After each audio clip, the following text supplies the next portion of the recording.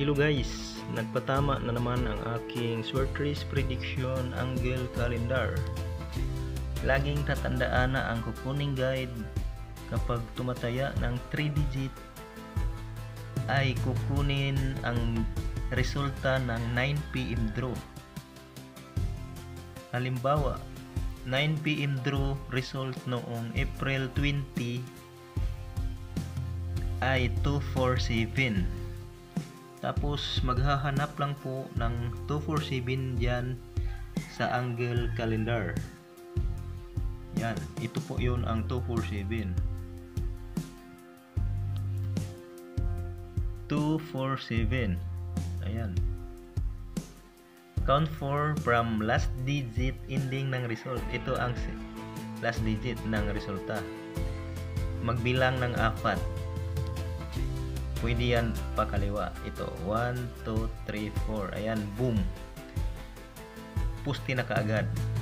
Kasi ang resulta pagka 9 PM din, April 21 ay 616. Target nagpatama.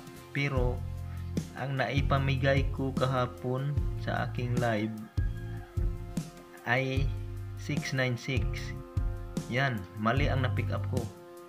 Pero ang lumabas ito.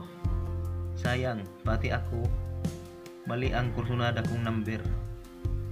Kaya sayang po. Ganun pa rin.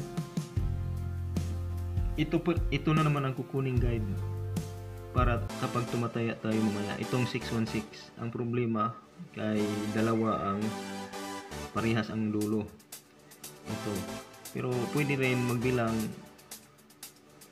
ng 4 bababa sa 616. Ayan ang 616. Kailangan hindi lumabas sa guhit. Hindi tayo lalabas sa guhit. Kung saan yung square na kapwisto sila.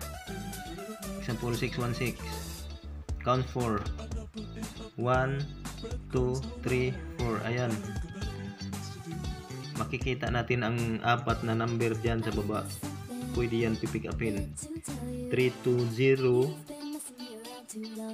Yan. Pwede yan irambol. 320 or 322. Uso ang doble. Baka yan ang 322. Ito naman. 616. 1, 2, 3, 4. Ayan. Pwede din ang 023 or 022. Kung baka naman paitaas siya magbilang, ito po yun, 616, 1, 2, 3, 4. Ayan, eskalera 978. 987. Maganda din. Okay, yan lang po.